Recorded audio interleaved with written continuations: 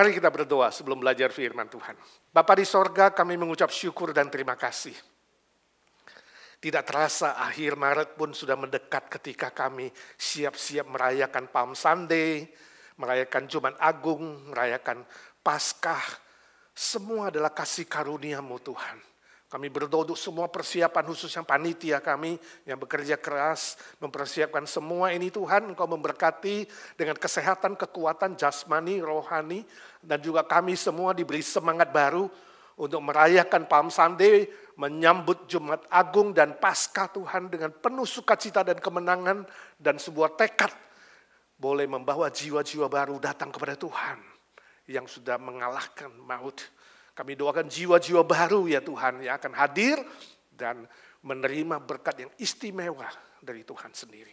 Sekarang kami ingin belajar firman-Mu, urapi hamba-Mu yang lemah, terbatas dan hina dina ini. Pakai dia menjadi saluran berkat buat kami, pakai Putri menerjemahkan dengan jelas dan benar. Kami mengerti firman, kami melakukan firman di dalam kehidupan kami masing-masing. Dalam nama Tuhan Yesus Kristus kami berdoa dan memohon berkat Tuhan. Amin.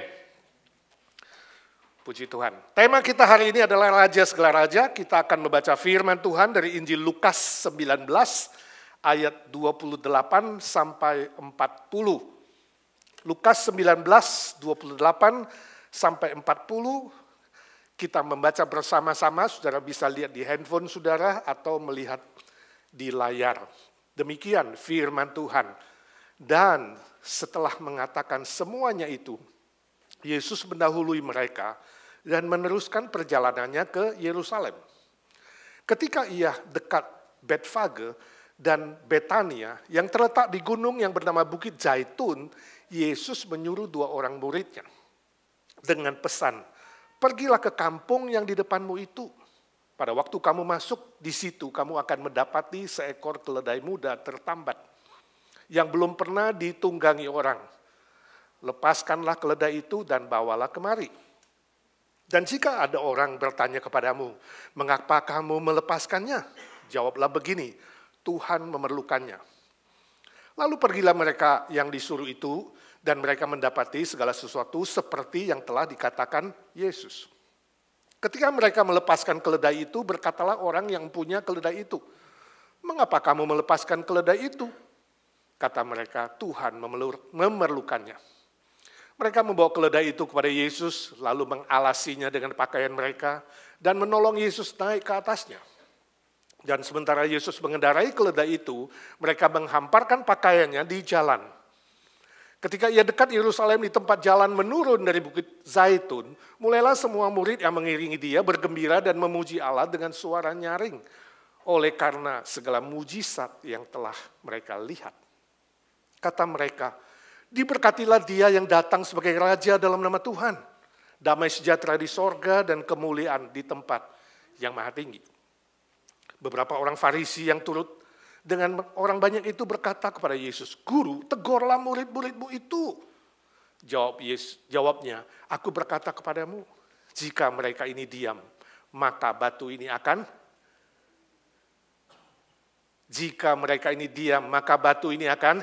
berteriak."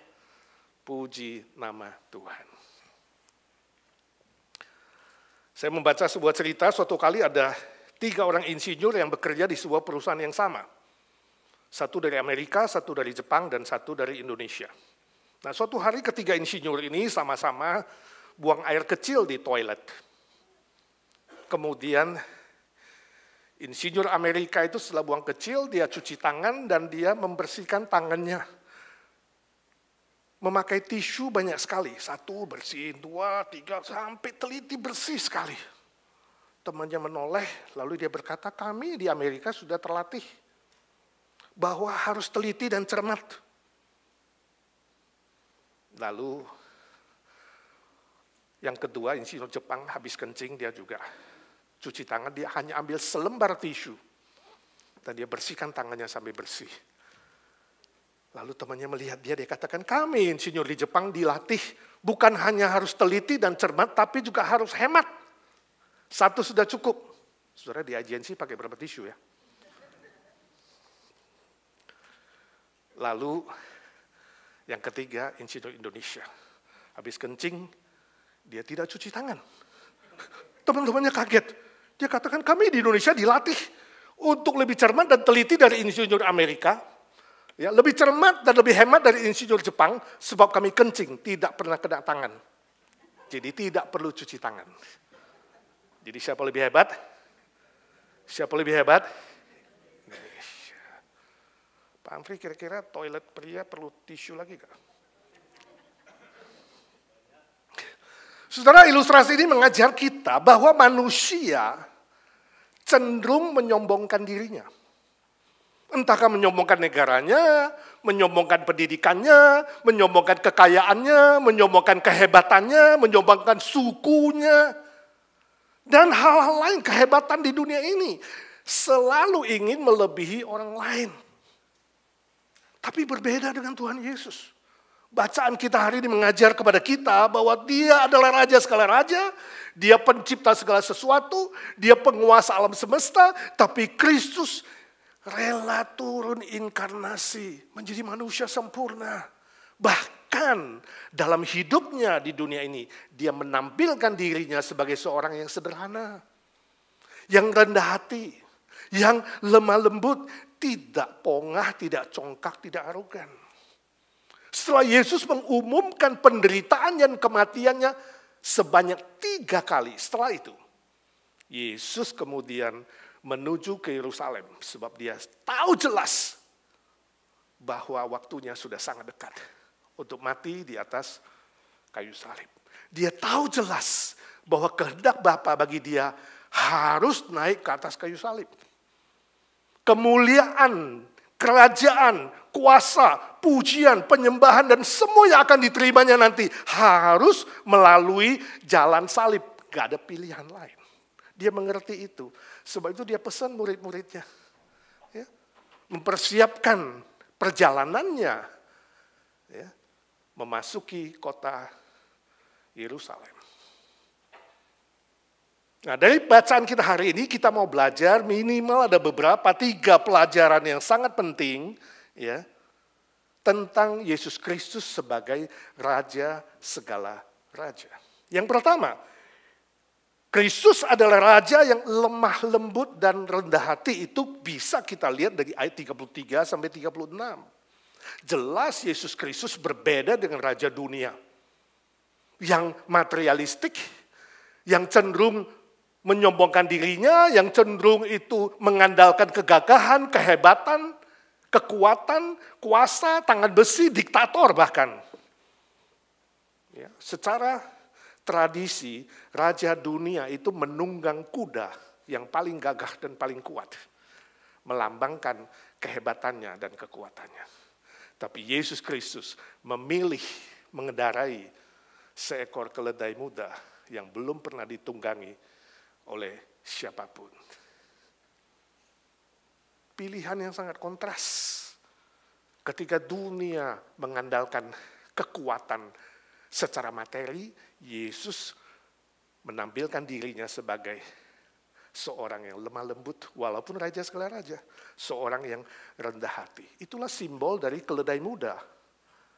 Ya, yang belum pernah ditunggangi oleh siapapun. Tadi kita baca luar biasa sekali bukan? Dia pesan muridnya itu untuk ke desa tertentu, seolah-olah dia sudah atur segalanya. Ada passwordnya ketika mengambil keledai, passwordnya apa? Tuhan memerlukannya. Ketika Tuhan bilang Tuhan memerlukannya, pasti orang itu menyerahkan. Saya nggak tahu pernah nggak saudara hari ini mendengar bisikan Tuhan bilang Tuhan memerlukannya. Tuhan memerlukanmu. Kalau itu kamu dengar, jangan pernah kamu menolaknya. Dan kemudian Yesus menunggangi keledai itu dengan lemah lembut. Ya. Napoleon Bonaparte, kalau saudara pernah dengar namanya, adalah seorang panglima militer Prancis. Dan dia menjadi kaisar yang menaklukkan banyak wilayah di Eropa, khususnya di awal abad 19. Pada akhir hidupnya, masih sangat muda, 52 tahun.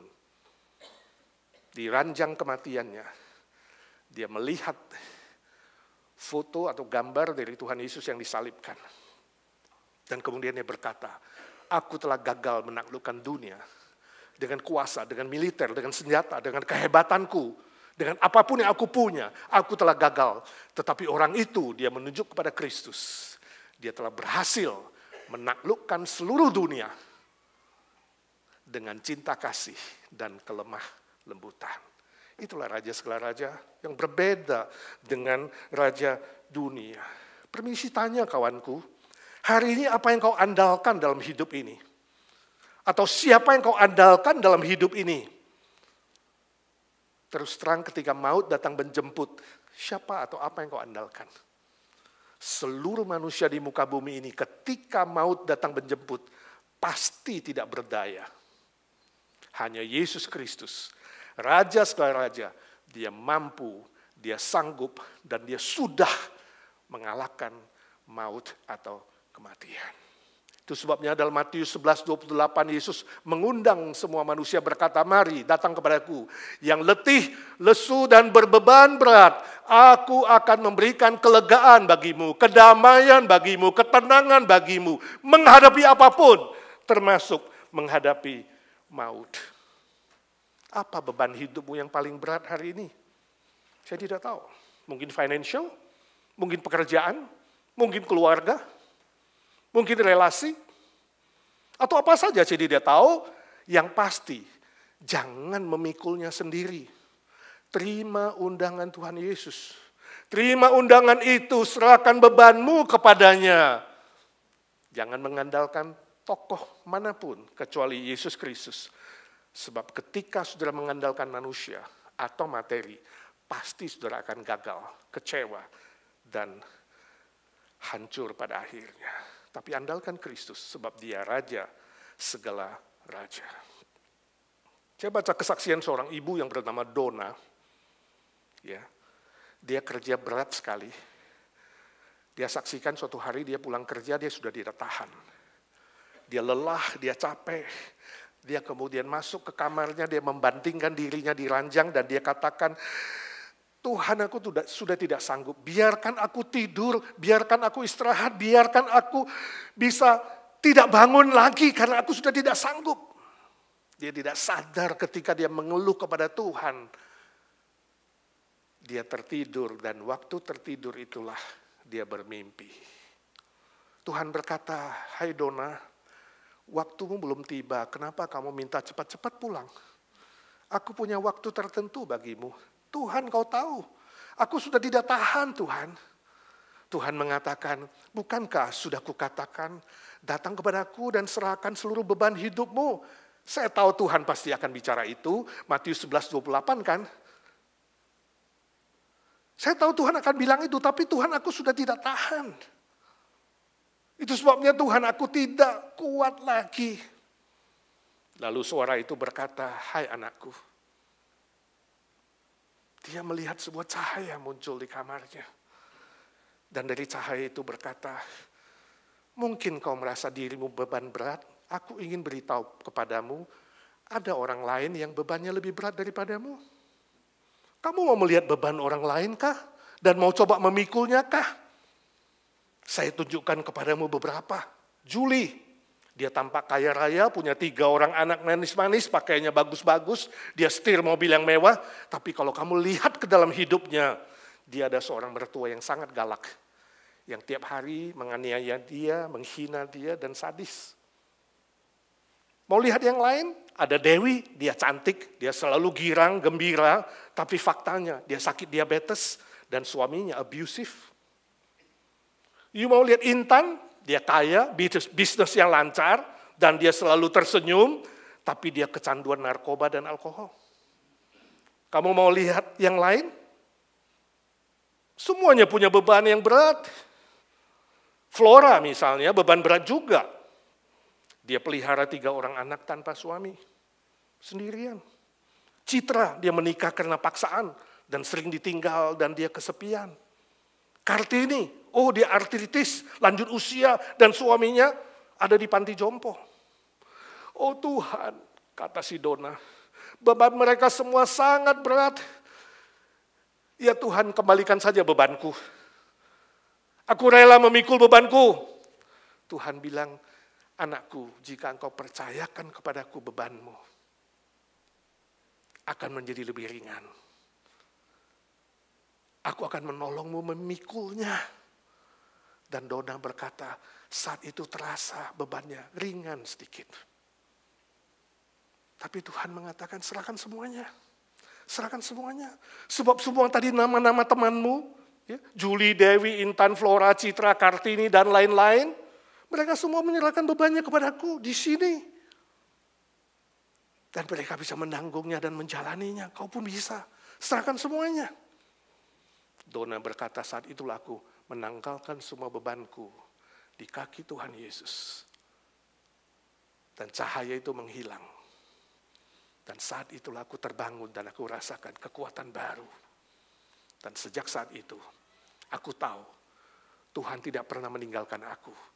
Sebab sebelum cahaya itu pergi, ada suara berkata, anakku, aku tidak pernah akan meninggalkanmu. Aku tidak pernah akan membiarkan kamu. Saudaraku, apakah engkau mirip dengan Donna? Apakah hari ini kau hadir di sini, kau mirip dengan Donna? Yang merasa beban berat, yang merasa tidak tahan, yang berkata, aku ingin stop saja Tuhan. Kalau boleh aku tidur dan tidak bangun lagi. Jangan, saudara, bangkit. Kalau waktumu belum tiba, belajar menyerahkan seluruh beban hidupmu. Terima undangan Tuhan Yesus. Ini sebuah kesaksian yang baik. Tapi poin saya di sini, bukan mengajar saudara untuk membandingkan diri dengan orang lain ketika saudara tidak tahan dalam memikul bebanmu. Sebab setiap orang berbeda. Setiap orang memiliki beban yang berbeda. Jadilah dirimu sendiri dan terimalah dirimu sendiri dan belajarlah bukan saja menerima diri tapi menyerahkan dirimu dengan seluruh bebanmu kepada Tuhan Yesus, Raja segala raja. Dia akan menolongmu. Dia akan memberimu kelegaan, kedamaian. Sebab dia Raja damai yang sejati. Amin. Yang kedua, Yesus Kristus adalah Raja yang membawa keselamatan. 37-38.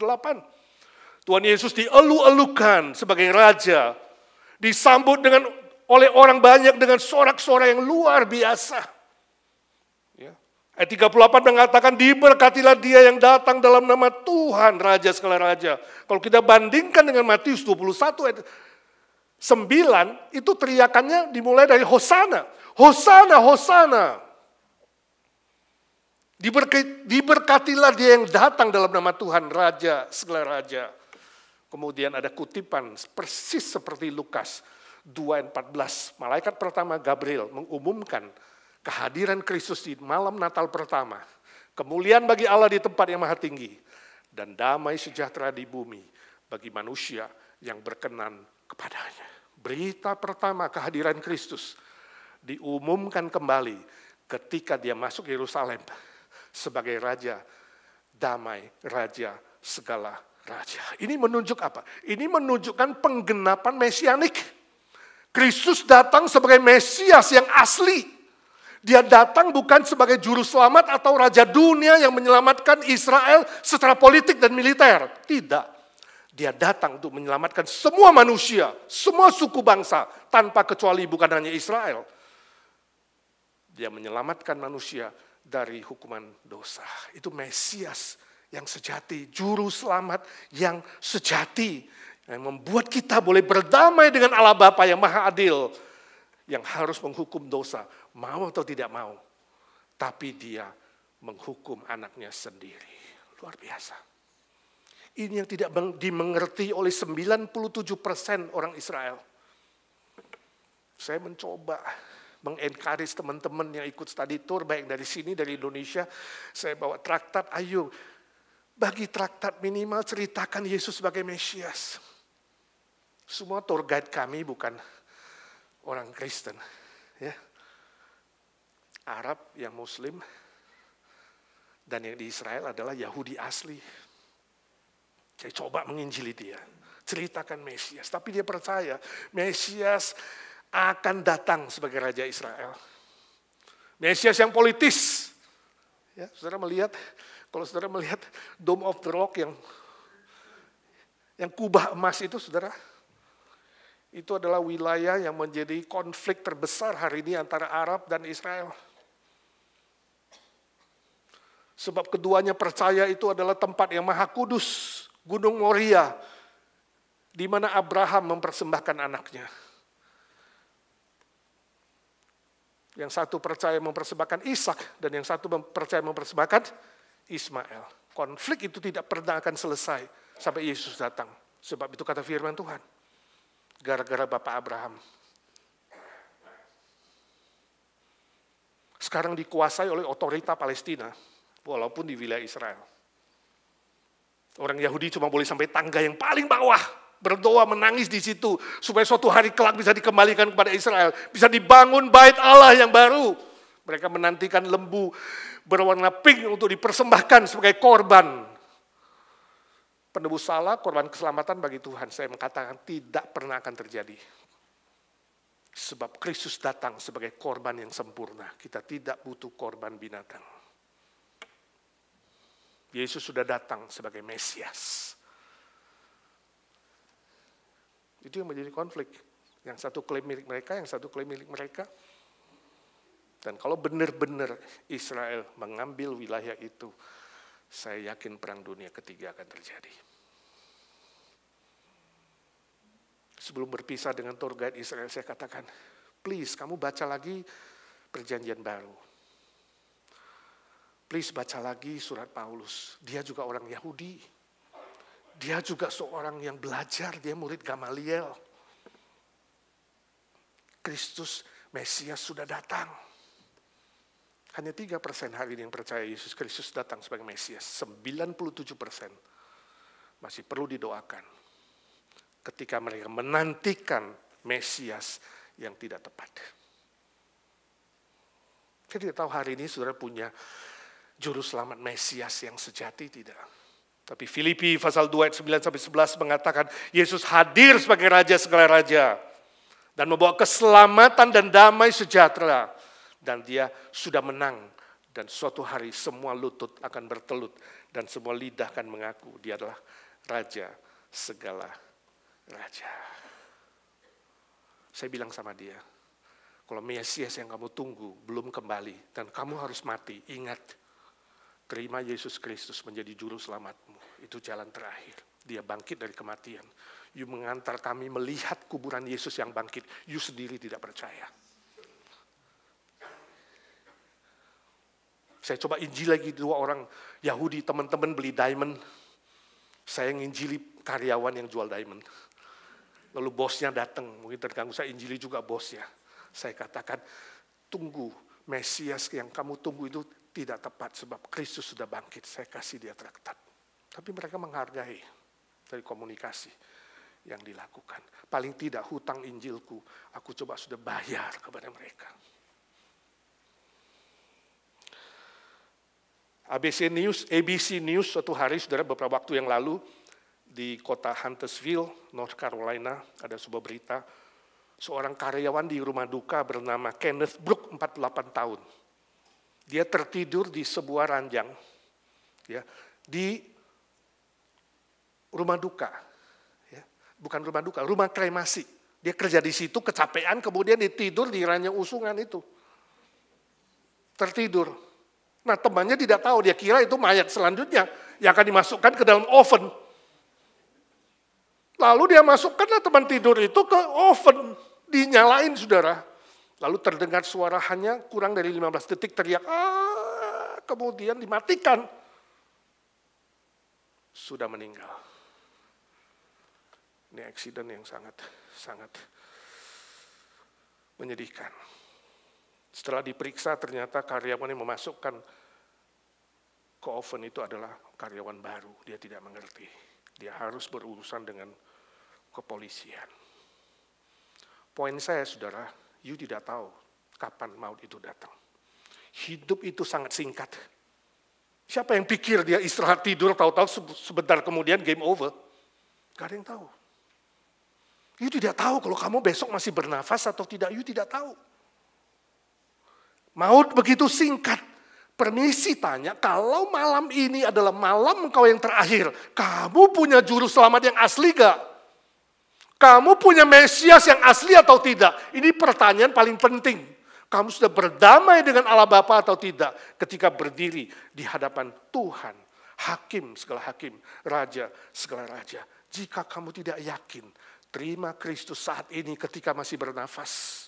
Ketika kau diizinkan duduk di sini dan masih bisa mendengar firman Tuhan. Ingat, iman datang dari pendengaran firman Tuhan. Jangan andalkan usahamu. Semua orang yang kita ketemu di Jordan, di Mesir, di Israel, saya bicara, saya ngobrol, mengandalkan usahanya. Mereka memasuki bulan puasa. Saya coba sharing bahwa usaha manusia sia-sia.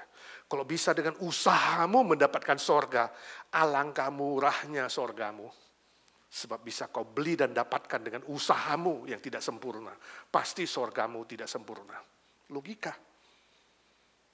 Sorga hanya diterima dengan iman dan anugerah. Sebab Kristus sendiri membayar dengan nyawanya yang melebihi segala usaha manusia. Itu yang perlu saudara kabarkan jika saudara sudah percaya kepada Tuhan Yesus. Amin. Saudara sudah percaya belum? Kalau belum langsung terima. Kalau sudah, saya ingin tanya, benar apa tidak benar? Asli apa tidak asli? Asli gak angkat tangan? Takut angkat tangan. Yang tidak angkat tangan, kalau ya asli, pasti ada perubahan. Apa tandanya? Pasti ada perubahan. Sebab 2 Korintus 5:17 berkata, barang siapa di dalam Kristus, dia adalah ciptaan yang baru. Yang lama sudah berlalu, yang baru sudah datang. Coba cek diri sendiri, mari kita sama-sama cek diri sendiri. Dulu mungkin kamu egois dan arogan. Apakah hari ini menjadi lebih peduli sama orang lain dan lebih rendah hati? Dulu mengejar harta dunia, apakah hari ini kamu mengejar harta sorgawi, mengikut Tuhan dan melayani Tuhan? Dulu mencintai ajaran dunia, apakah hari ini mencintai firman Tuhan? Ada perubahan, ada perubahan. Dulu suka ke tempat-tempat hiburan dunia yang menggoda kamu berdosa, sekarang sukanya ke gereja, beribadah, melayani, khususnya agensi. Dulu membenci orang dan ingin balas dendam, sekarang kamu bisa mengampuni, memaafkan dan mengasihi orang lain. Dulu kamu pelit, tapi sekarang murah hati. Tidak hitung-hitungan. Berbuat baik kepada orang lain. Bagi berkat. Dulu kamu jadi batu sandungan, tapi sekarang kamu menjadi berkat. Membantu orang menjadi batu loncatan. Lewat kesaksianmu. Orang lebih maju, lebih sukses, lebih berhasil. Coba periksa diri sendiri, saudara dan saya. Mari sama-sama periksa. Ada perubahan kah? Saya ngeledek istri saya suatu hari. Saya bilang, saya minta maaf ya, saya coba membahagiakan kamu, tapi kayaknya kamu kurang bahagia.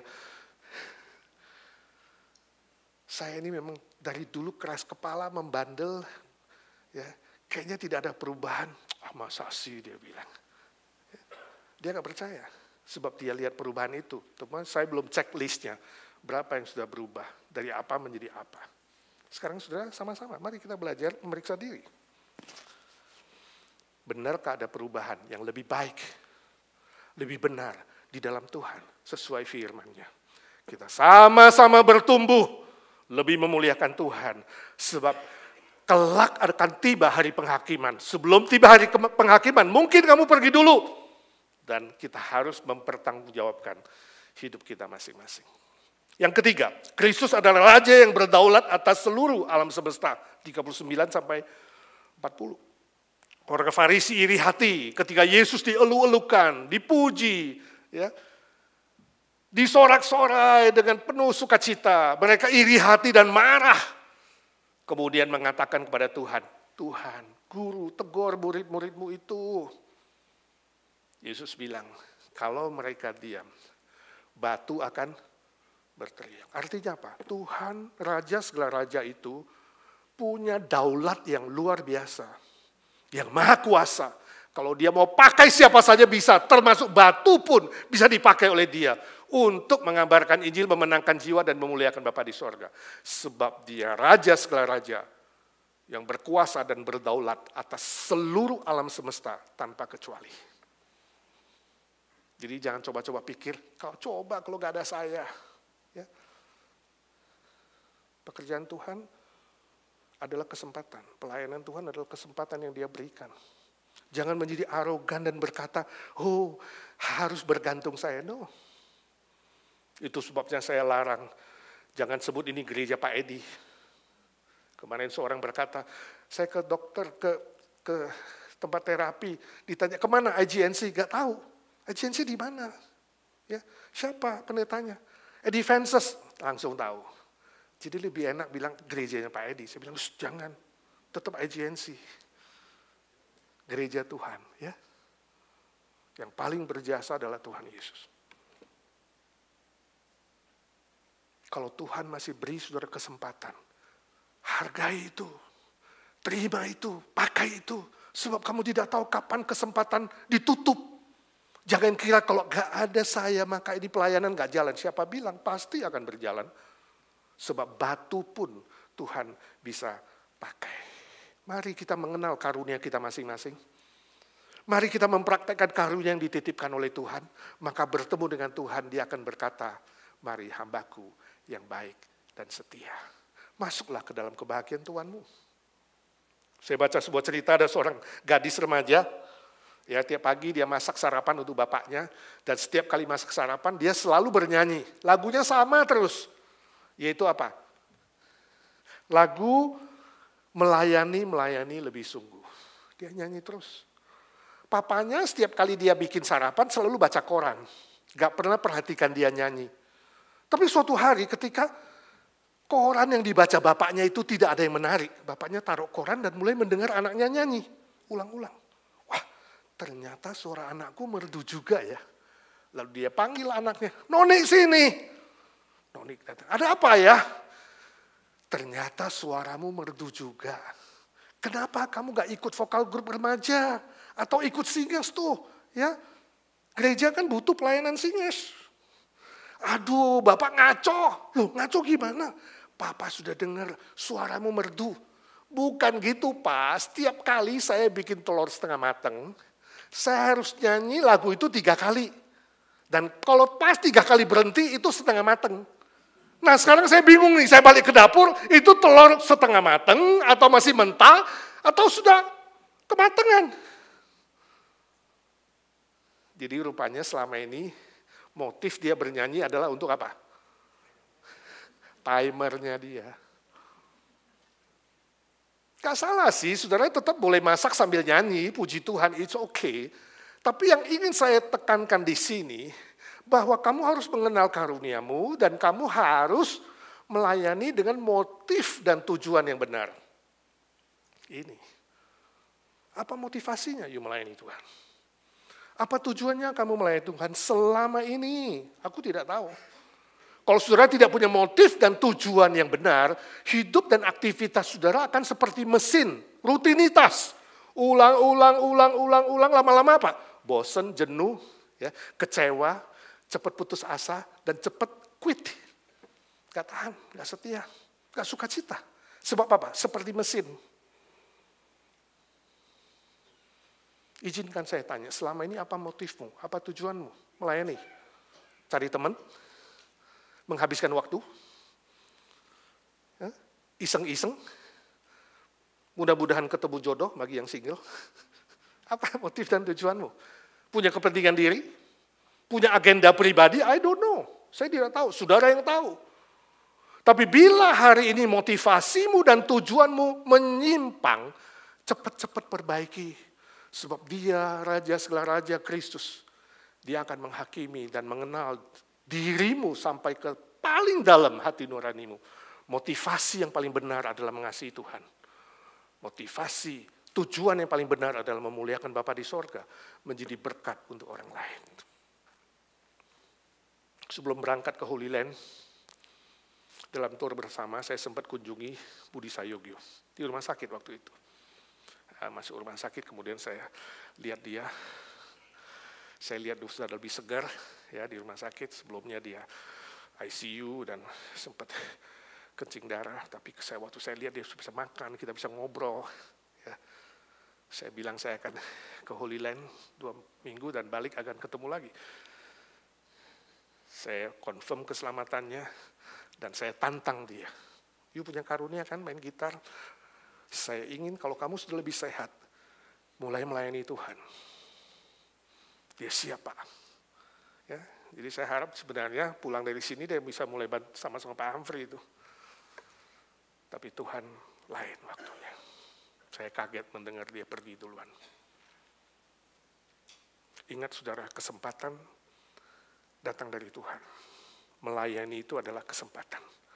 Waktu kamu bilang siap, Tuhan bilang stop, kamu tidak ada kesempatan. Dia kembali ke rumah Bapa, tapi kesempatan melayani sudah ditutup. Mari saudara, ketika kamu masih hidup, saya masih hidup dan punya kesempatan, layani Tuhan, mengasihi Tuhan, memuliakan Bapa, jadi berkat untuk banyak orang lain. Amin. Mari kita doa.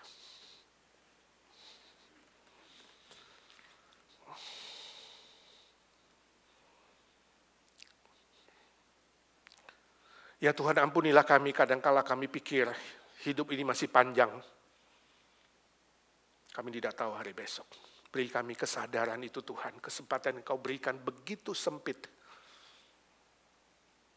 Bagi kawan-kawan yang belum pasti keselamatannya, hamba-Mu berdoa ya Tuhan, dalam nama Tuhan Yesus, berikan karunia iman.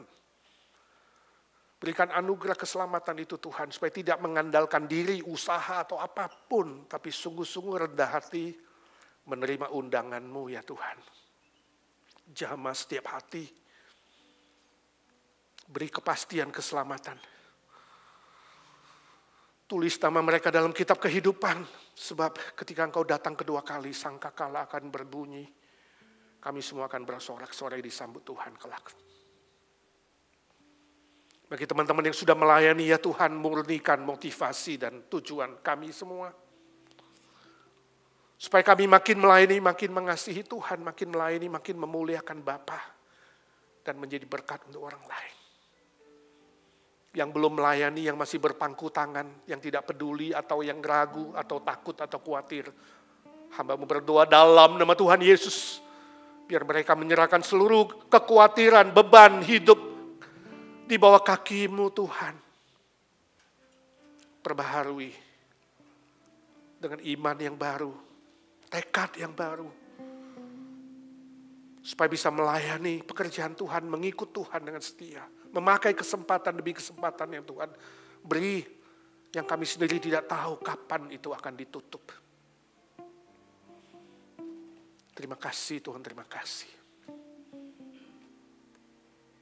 Ajar kami mengasihi Tuhan dan melayani Tuhan. Sebab Kau lebih dulu mengasihi dan melayani kami. Terima kasih Tuhan, terima kasih.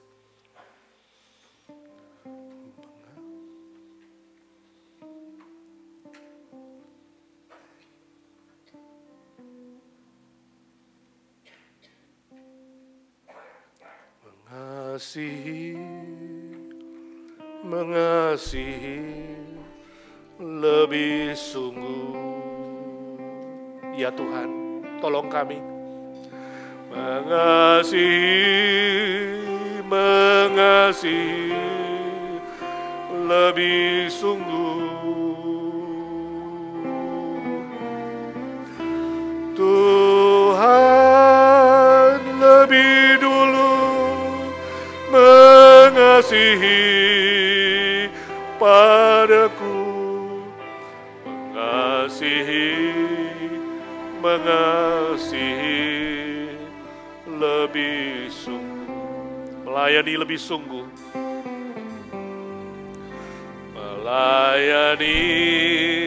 melayani lebih sungguh. Ya Tuhan, murnikan motivasi kami, melayani lebih sungguh. Ya Tuhan, Tuhan lebih dulu melayani diriku, melayani lebih sungguh. Dalam nama Tuhan Yesus Kristus kami berdoa dan mengambil tekad yang baru. Amin. Yang percaya berkata, Amin.